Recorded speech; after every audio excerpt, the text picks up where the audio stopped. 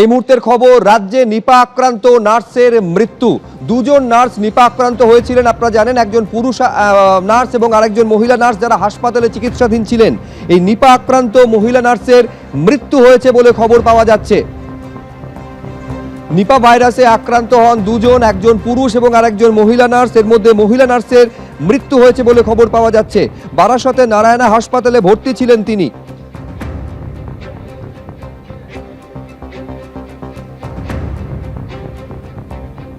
আবার আপনাদের বলবো, রাজ্যে নিপা আক্রান্ত নার্সের মৃত্যুর ঘটনা ঘটলো। দুজন আক্রান্ত হয়েছিলেন, তার মধ্যে মহিলা নার্সের মৃত্যু হয়েছে বলে জানা যাচ্ছে।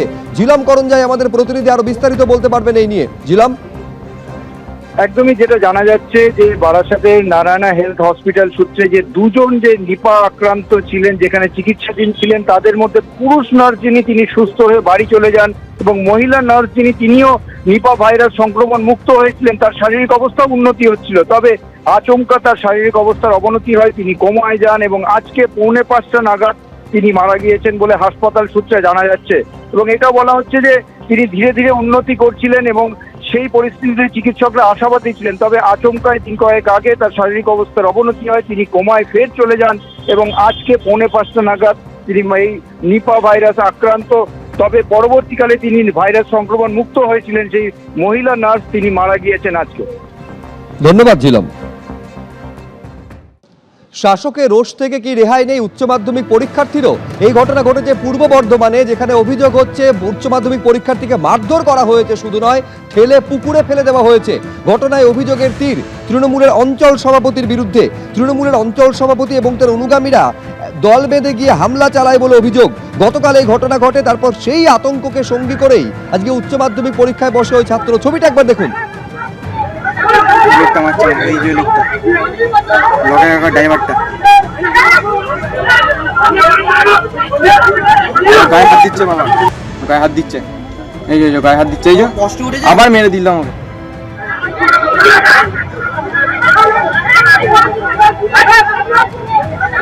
লোকটা মারছে, এই যে লোকটা ড্রাইভারটা গায়ে হাত দিচ্ছে, বাবা গায়ে হাত দিচ্ছে, এই যে গায়ে হাত দিচ্ছে, এই যে আবার মেরে দিলাম আমাকে।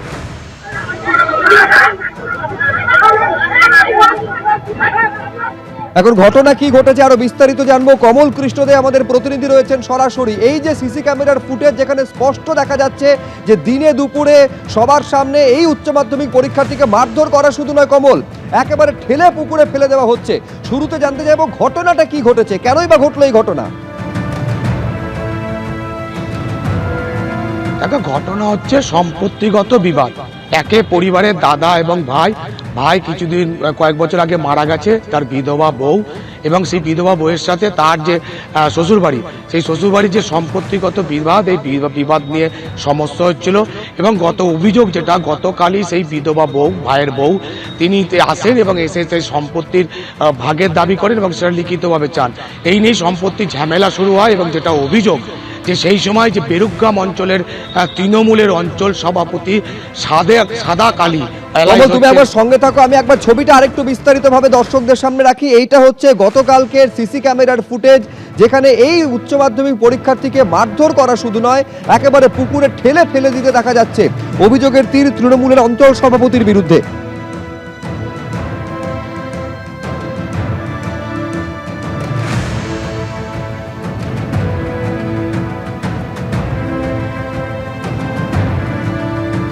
আমি আবারও যোগাযোগ করব, কথা বলবো আমাদের প্রতিনিধি কমল কৃষ্ণ দেবের সঙ্গে। একটা পারিবারিক সম্পত্তি নিয়ে বিবাদ, সেখান থেকে সেই বিবাদ থেকে একজন উচ্চ মাধ্যমিক পরীক্ষার্থী পরের দিন যে জীবনের অন্যতম বড় পরীক্ষায় বসতে চলেছে, তাকেও রেয়াত করা হলো না।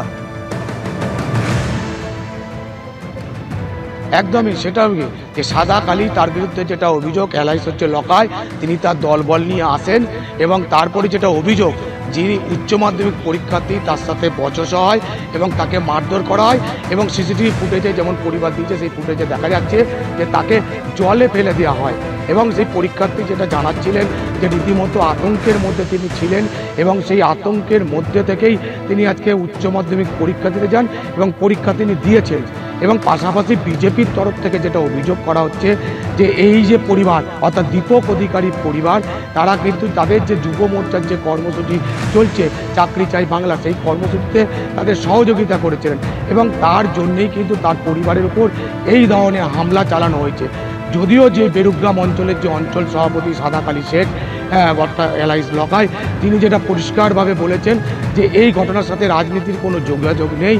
তিনি যেটা যে ওই মহিলাকে হেনস্থা করা হচ্ছিল, বিধবা মহিলাকে, তাই তাকে উদ্ধার করতে এখানে তিনি গেছিলেন।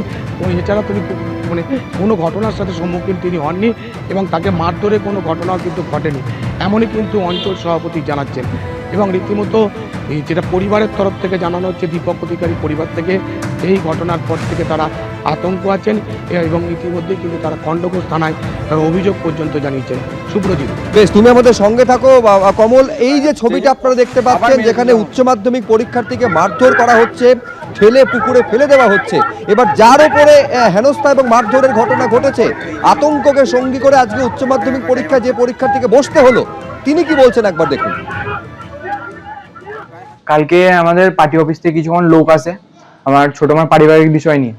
তো সেই জিনিসটা আমার বাবাকে এসে বলে কি না দোকান বন্ধ কর বিষয়টা আমি বাড়িতে বসেছিলাম। তো বাবা বলে, রনি তো কিছুক্ষণ লোক এসছে, দেখ বলছে যে দোকান বন্ধ কর। তো এই বিষয়টা আমি জানতে চাই তাদের কাছে। তো সেই জিনিসটা নিয়ে তারা আমার উপরে আক্রান্ত হয়ে এতটাই আমাকে বাজে ব্যবহার করে যে তারা আমার হাত দুটোকে ধরে পুকুরের উপরে আমাকে পুকুরের দিকে জলে ছুড়ে দেয় এবং ওখানে থাকা একটি বাঁশের উপরে আমার মৃত্যু পর্যন্ত আশঙ্কা হতে পারতো। এই জিনিসটা আমার বিচার চাই। এবং কালকে আমার পরীক্ষা, আমি আমার পায়ের উপরে আমার যে আঘাত লেগেছে সেই জিনিসটা কি করব বলুন। আমি এইচএস ক্যান্ডিডেট, কালকে আমার এক্সাম ছিল। এখন আমার সেফটি চাই, কারণ এই বিষয়গুলো আমার বাবাকে এমনি হ্যারাসমেন্ট, আমাকে আবার বলেও গেছে 4 দিন পর আবার আসতে। আমাদের বিধান সভাপতি আমরা তৃণমূলের লকাই।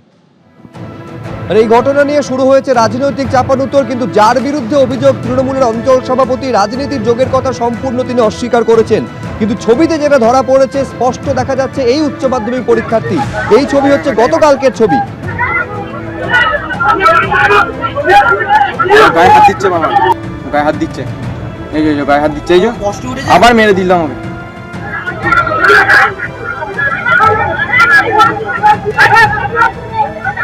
লোকটা মারছে, এই যে লোকটা লকাই ড্রাইভারটা। একটা জমির পরিবর্তে একটা রেল গেছে, চাকরি দেওয়ার জন্য ছিল, দিয়ে সে চাকরিটা দিইনি বলে পার্টি অফিসে ওরা যায় বারে দিয়ে পার্টি অফিস থেকে আমরা কালকে ডেকেছিল, যায়নি বলে দিয়ে লোকজন এসে আমাদের উপর চড়া হওয়া, দোকান বন্ধ কর, মারধর, ছেলেটা কালকে পরীক্ষা দিতে যাবে, ছেলেটাকে মারধর করে জলে ফেলে দিয়েছে। ওরা তৃণমূল পার্টি করে। কি বলে গেছে আমাকে? আমরা বলছি আবার 4 দিন পর আসবো, তো বাবাকে ছেলেকে দুজনকে তুলে নিয়ে চলে যাবে। পরদিন উচ্চ মাধ্যমিক পরীক্ষার তার আগের দিন উচ্চ মাধ্যমিকের পরীক্ষার্থী শাসকের রোষ থেকে তারও কোনো নিস্তার নেই। ছবিতে স্পষ্ট দেখা যাচ্ছে এই উচ্চ মাধ্যমিক পরীক্ষার্থী, তাকে মারধর করা হয়েছে, হেনস্থা করা হয়েছে, এমনকি ঠেলে পুকুরে ফেলে দেওয়া হয়েছে। ঘটনায় অভিযোগের তীর উঠেছে, অভিযোগের তীর তৃণমূলের অঞ্চল সভাপতির বিরুদ্ধে।